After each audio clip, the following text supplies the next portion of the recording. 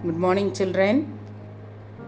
In the previous class, we have learnt about foundation of Vijayanagar Empire, end of Sangama dynasty, rise of Saluva dynasty.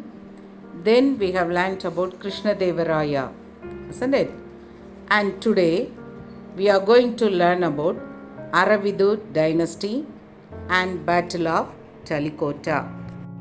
First, we are going to learn about Talikota and the decline of Vijayanagar. Battle of Talikota. The Battle of Talikota was a watershed battle fought between the Vijayanagara Empire and an alliance of Deccan Sultanates. Here, watershed means an event or period marking a turning point in a situation. The combined forces of the enemies met at Talikota in 1565. In the ensuing battle, known as Rakasha Tangadi, that is Battle of Talikota, Vijayanagar was defeated. There was a terrible human slaughters and pillaging the capital city of Hampi. And in this battle, all the buildings, palaces and temples were destroyed. Next one, Aravidu dynasty. The Aravidu dynasty was the fourth and the last Hindu dynasty which ruled Vijayanagara Empire in South India. Its founder was Tirumala Devaraya. Who was the founder of Aravidu dynasty? Tirumala Devaraya. And Ramaraya was his brother. Ramaraya was killed on the battlefield and his brother Tirumala Devaraya managed to escape along with the king Sadasivaraya. And in this situation, Tirumala Devaraya moved to Chandragiri carrying all the treasures and wealth. The Aravidu dynasty built a new capital at Penukonda and kept the empire intact for a time. Which was the new capital of Aravidu dynasty? Penukonda. Next one, we are going to see Vijayanagar administration. It is classified into state, structure of governance, economic conditions, agriculture, cottage industries, trade, contribution to literature and architecture.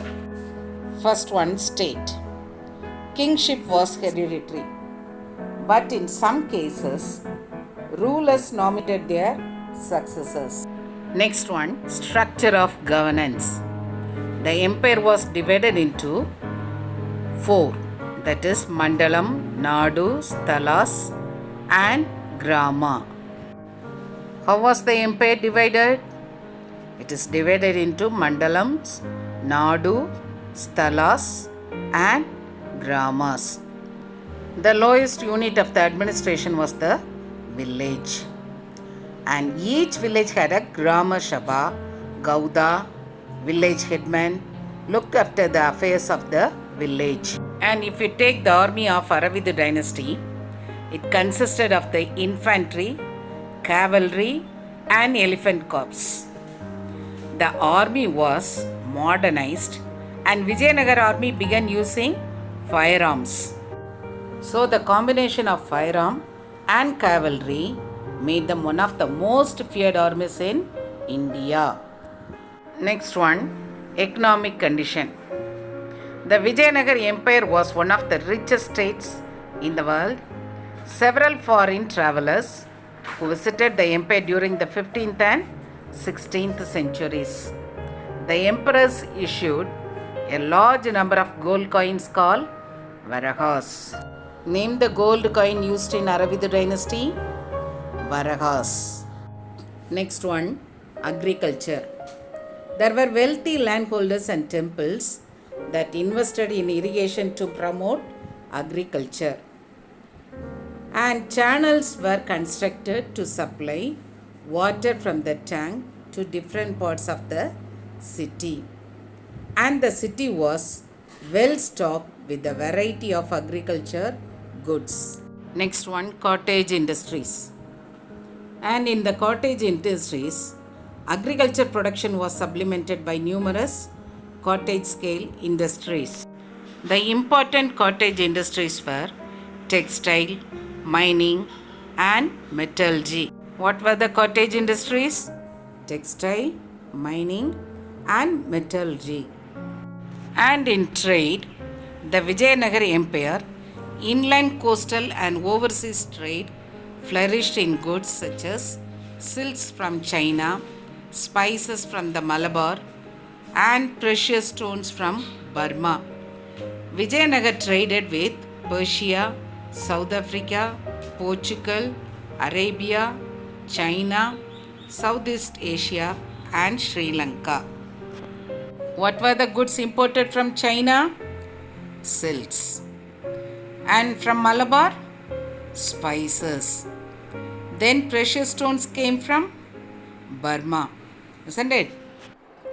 Contribution to literature.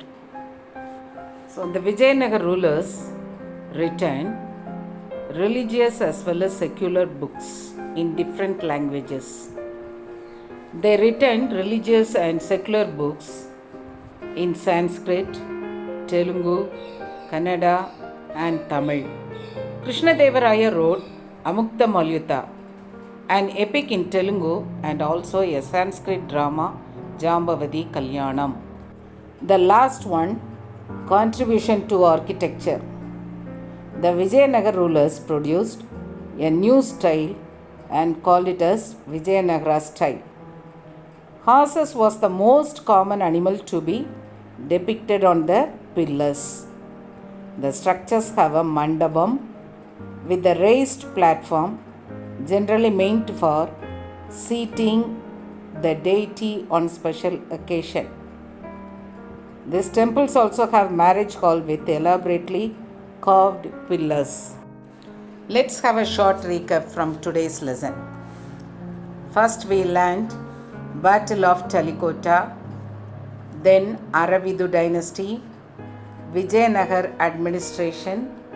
Under Vijayanagar administration, we have learnt state, structure of governance, economic condition, agriculture, cottage industries, trade, contribution to literature, and contribution to architecture. In the next class, we will discuss about Bahmini kingdom. Till then, bye-bye children.